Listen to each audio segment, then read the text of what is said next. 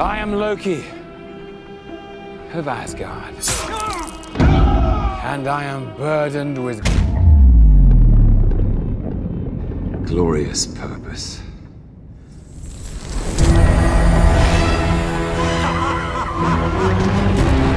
Insecurity can lead us to hurt other people. Coming to grips with our insecurity, taking accountability, and growing to love ourselves and do right, that's how we heal ourselves and others. Life repeats itself until you learn the lesson. We get to see so much of it happen with Loki. We're playing God. It's a very human journey from insecurity and self-loathing, replaced with altruism and responsibility. We are gods. Is this the greatest power in the universe? Glorious purpose!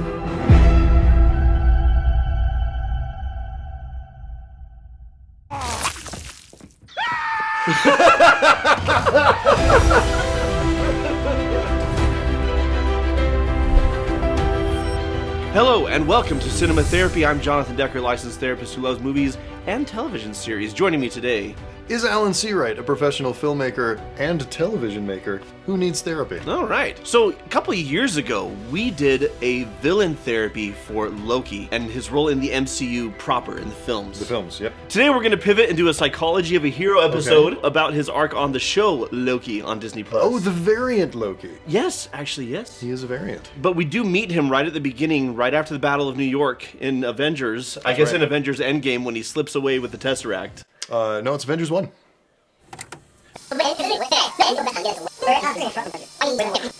So Loki has arrived at the Time Variance Authority right on the heels of trying to take over New York and the world. It went really well for him. It's funny, for someone born to rule, you sure do lose a lot. Might even say it's in your nature. You know, things didn't turn out so well for the last person who said that to me. Oh yeah, Phil Coulson. Didn't the Avengers come together to literally avenge him by defeating you? Little solace to a dead man. Do you enjoy hurting people? Making them feel small? Making them feel afraid? Your games don't frighten me. Making them feel little? I know what I am. A murderer? A liberator. Of eyeballs, maybe. Look at that smile. You are enjoying that. Did you enjoy hurting them? I don't have to play this game. I'm a god. Of what? Again, mischief, right? Yeah. I don't see anything very mischievous about this. No, I don't suppose you do. What I love most about this series is its 2 seasons of therapy. Okay, yeah. For this character. Primarily, Mobius, especially leading out as Loki's quasi-therapist, is holding a mirror up. You believe that it's your right to rule, that freedom is a lie, that people like easy, and that you would be a benevolent god and ruler. And that was your whole platform when you came down there. And yet you're hurting people, and you seem to enjoy it. Right. So who are you really, and what are you really about? And it forces Loki to confront all of his behaviors that he's justified for the greater good. And really get down to, why do I do what I do? And we're like this. The things that we do where we hurt others or where we hurt ourselves or where we go against our values, it's always an ends justify the means situation. Yep. But whatever lies we're telling ourselves, there's always a root fear or insecurity at the core of it. And Loki sees the tape of how his life would go. He sees himself grow close to Thor. He sees his father show love for him. He sees himself die to save his brother. But he gets to see what his other life would be. And as a variant, he has a chance to do something different because he assumed, I'm burdened with glorious purpose and I have a bright future ahead of me of ruling. And then he sees what actually would have happened. And in therapy, we do something like this. When I talk people through, okay, let's actually go step by step through the choices you're making now, where they're going to lead. Okay. We paint that picture because it helps shake them loose to choose a different path. So this is why you want the future projector? Yeah, because use it in therapy. Yeah, it'd be very cool. It'll make therapy a lot easier. Yeah. I just let the projector do all the work. That's my secret. Loki really could have used a good therapist to help with some of his issues, like his daddy issues and his mommy issues and his brother issues and his narcissism. Definitely could have used some better help. This episode is sponsored by BetterHelp. BetterHelp connects you with a licensed therapist who is trained to listen and give you helpful, unbiased advice. To get started, click the link below or go to betterhelp.com/cinematherapy and fill out the questionnaire to assess your specific needs. You'll get matched with a therapist, in most cases, in 48 hours or less. And they are committed to helping you find a therapist who's a good fit for you. So you can easily switch to a new therapist at no additional cost if the one you're first matched with is not a fit. You can even choose a time that's convenient for you for your therapy sessions. And you can also choose how you want to do your therapy sessions: a phone call, a video chat, or even via messaging. You can even call across time and space using your TemPad. That's not how a TemPad works. It is, ask Miss Minutes. BetterHelp has a network of over 30,000 therapists with a wide variety of expertise. Over 4 million people have used BetterHelp to start living a happier, healthier life. That's a lot of people. That's a lot of people. If you think you might benefit from therapy, click the link below or go to betterhelp.com/cinematherapy. You'll get 10% off your first month of BetterHelp so you can connect with a therapist and see if it helps you. Loki, we're talking to you, bud. I don't enjoy hurting people.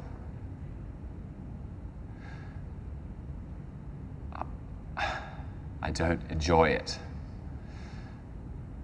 I do it because I have to, because I've had to. Explain that to me. See, that's what a therapist would Because do. it's part of the illusion.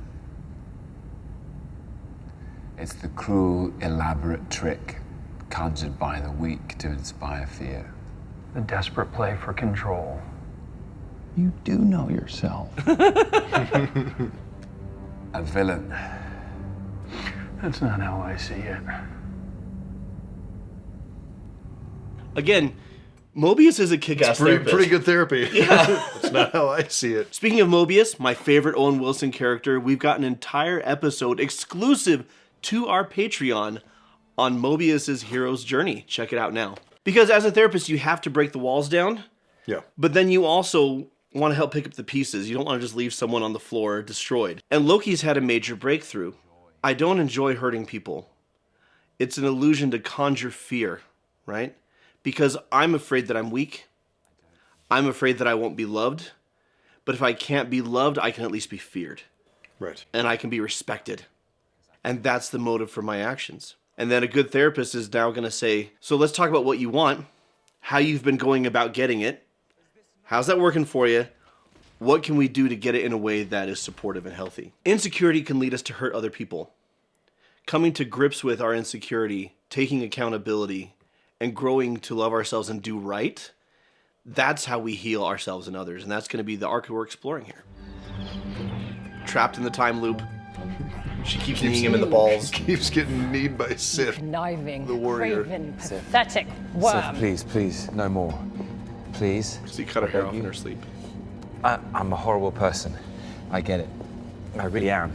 I cut off your hair because I thought it'd be funny. And it's not.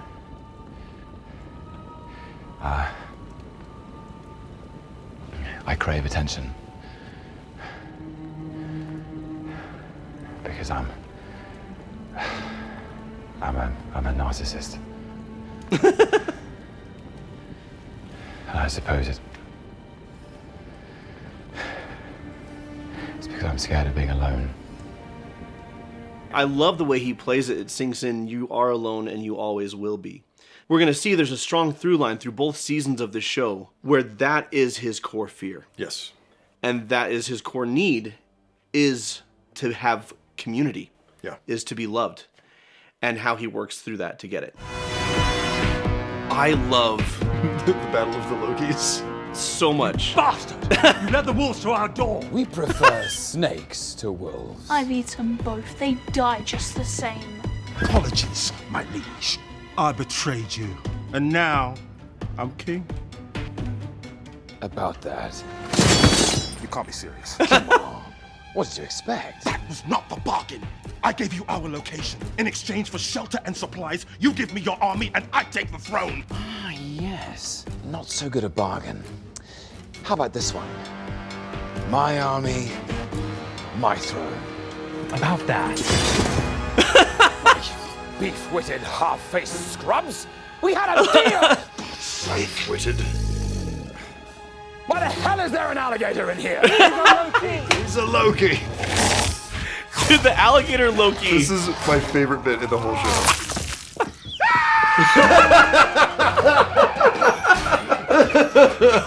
We probably had to blur that for YouTube, but holy crap, his just shriek.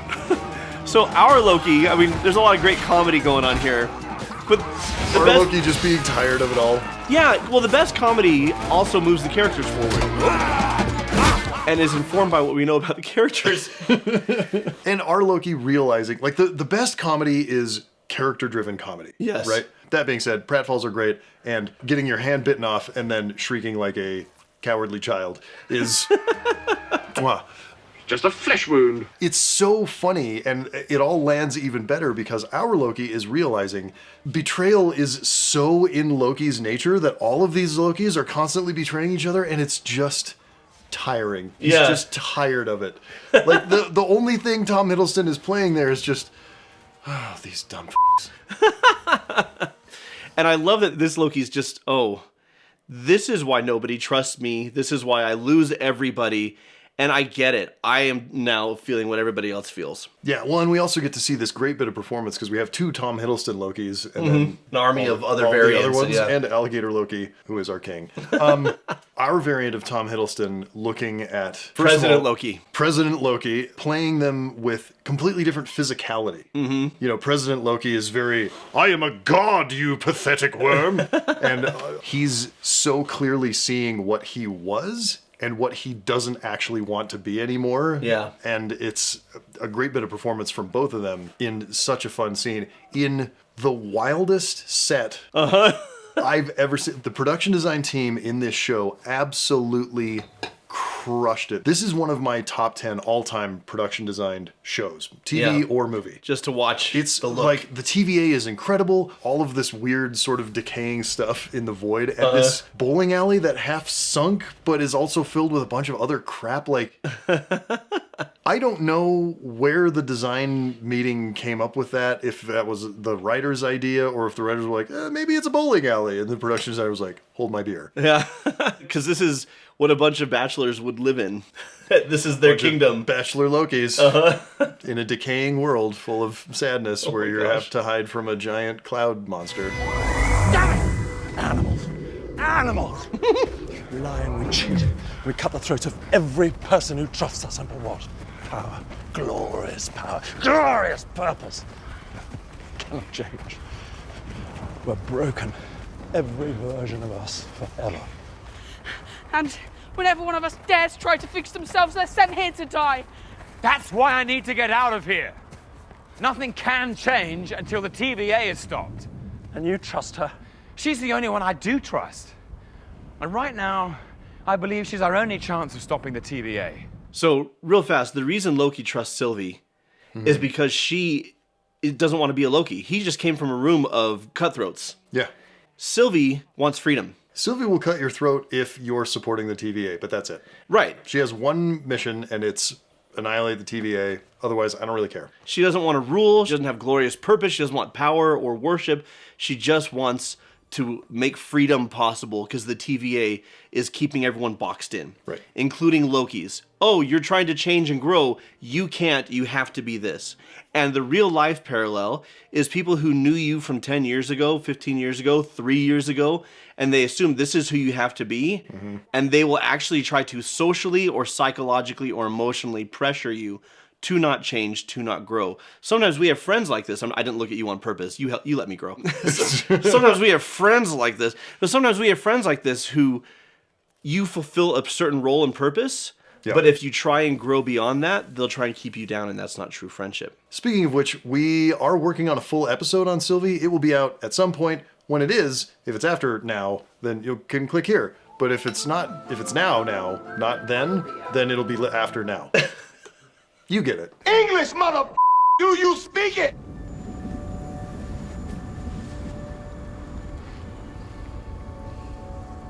How do I know that in the final moments you won't betray me? Listen, Sylvie, I betrayed everyone who ever loved me. I betrayed my father, my brother, my home, I know what I did. And I know why I did it. This is the most accurate It's not who I am anymore. post-therapy conversation. Like, this is what people are like Okay? Yeah. when they do the I work. won't let you down. I won't let you down. You sure? Because if we make it and the TVA's gone, there might be a timeline for you to rule. And then I'd finally be happy. He gets it finally. Right. Like, he says it as an ironic joke. And honestly, you talk a lot on the show about the therapy you've done and the work that you've done. Loki here reminds me a lot of you, honestly. No, the whole... Ironically joking about how then I'll finally be happy. Once I get my Oscar. No, but specifically, I know what I did. I know why I did it, and that's not who I am anymore. Yeah. Right? I have that understanding. This is one of the reasons why I became a therapist and why I'm such a proponent for that experience. We get hung up on patterns because life repeats itself until you learn the lesson. Yes. And the original Loki, the Sacred Timeline Loki, he just keeps losing because he refuses to learn the lesson. All the way up through Thor Ragnarok. He's still repeating the same thing over and over. Thor makes fun of him for it. This Loki is learning the lesson. And when you learn the lesson and he pivots, he doesn't need to suffer the same mistakes over and over and over again. You get to make all new mistakes. Yes. It's thrilling. But hopefully they're not as big and they're not as painful. In my experience, so far, that has been the case. Yeah. And he's opening up to something new now, which is actual community and letting people in. What if you are wrong to believe that this place can be any better? What if I was wrong to spare him? It would just be easier to burn this place down and start from scratch. Sure, burn it down. Easy. Annihilating is easy. Razing things to the ground is easy. Trying to fix what's broken is hard. Yeah. Hope is hard. Right action. Doing the right thing. It's a hard. lot of times is harder. Yeah. Not always. So A lot of the time. Timely can save the TVA. Then we hope that the TVA turns into something good. Then we hope that Timely doesn't turn into He Who Remains or someone worse. That's a lot of hoping, Loki. I didn't have you down for an optimist. This is the best option we have. So you're gonna bring him behind the curtain, show him all of this, and then just send him home. Maybe that's a good thing. We can watch him, protect him. Interfere for good. Heard that one before. You can't give people free will and then just walk away, Sylvie. That's not how it works. Now, for better or for worse, the timelines are free. It's up to us to protect them. It's up to us. He's being responsible. And He Who Remains. I'm just seeing that she's a libertarian and he's a Democrat. Whatever we do, we're playing God. Watch this right here.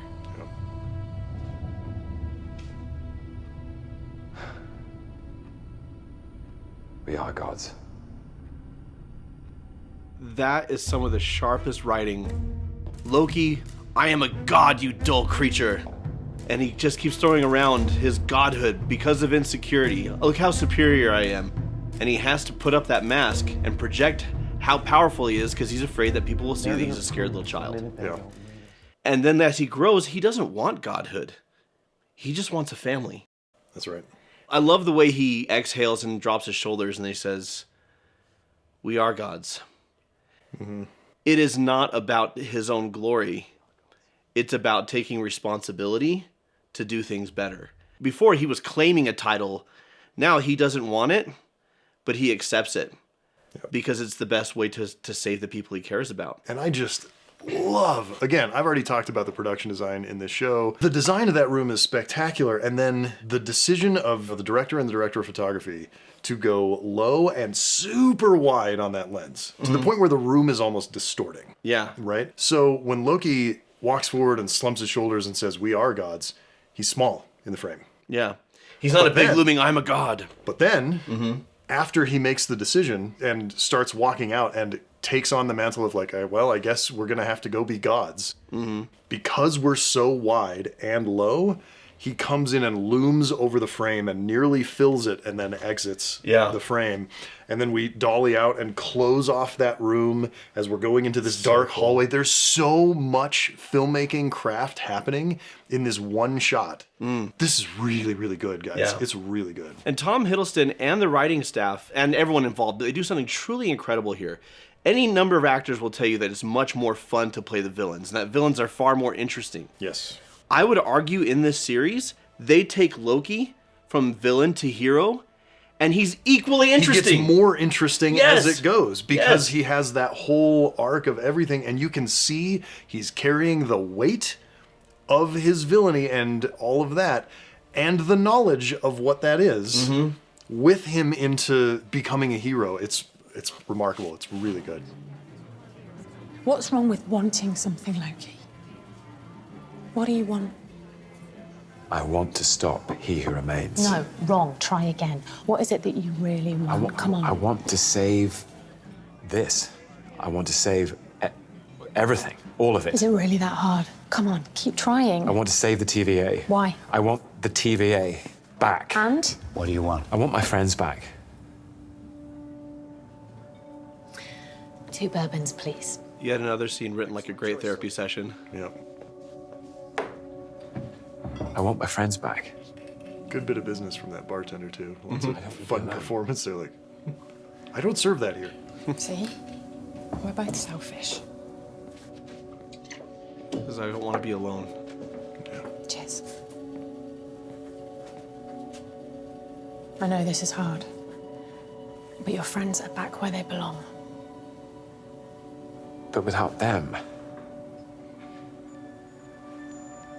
where do I belong? Gosh, he's a good actor. We're all writing our own stories now.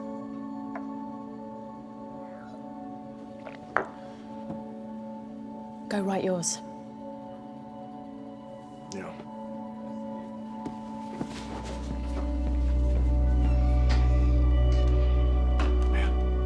On paper, Tom Hiddleston is taking Loki from a comic book supervillain to an altruistic superhero.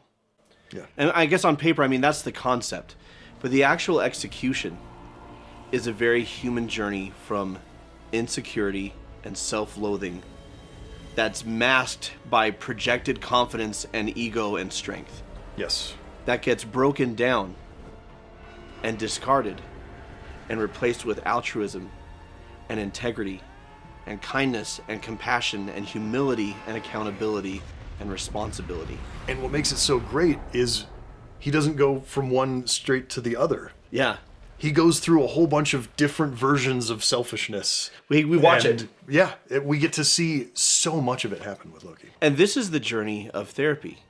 Because Loki, for all of his pain that he's experiencing now, he's experiencing it openly, vulnerably, in a way where he can cleanse it out of his system and connect with someone while doing it. That's right. Whereas before, he just kept it inside and it was destructive of himself and other people. It was the fuel for his anger. Yeah, that's exactly what it was, yes. Yeah. And we see at the end of the series, he becomes Lord of Time. Yep. And he is, in one sense, very alone, sitting there on his throne. But in the other sense, he's never alone, because his friends are always present before him. He's connected to all people through all time. Yeah. During his early therapy sessions with Mobius, Loki's core fear is unveiled that he doesn't want to be alone. Right. And here, he still has that same fear, but he's got something to lose. He's had the experience of community. That's right. And what I love is that when he steps into what he's always wanted, I want to be a god, I want to rule. And he steps into it with weight and humility and maturity, and he doesn't do it selfishly like he would have before. It's a selfless act of love for the people he cares about. He selflessly chooses Yeah. to be alone. Yeah. He's never alone. Kind of. Yeah, and yet he's never alone because they're always before him. Their lives he's connected to. He's connected to not just all of his friends, but every version of his friends through all versions of time. Yeah. And he gets to see them live lives that he made possible, which is a really badass character arc. It's a beautiful, metaphorical thought, and the way they present it on screen of him sitting on his throne, grasping these things, and then you pull back and reveal that like the time tree is essentially Yggdrasil, right? He's like holding on to. Yeah. He's ruling not just the 9 realms that Odin didn't give to him. He's holding everything up. Mm-hmm.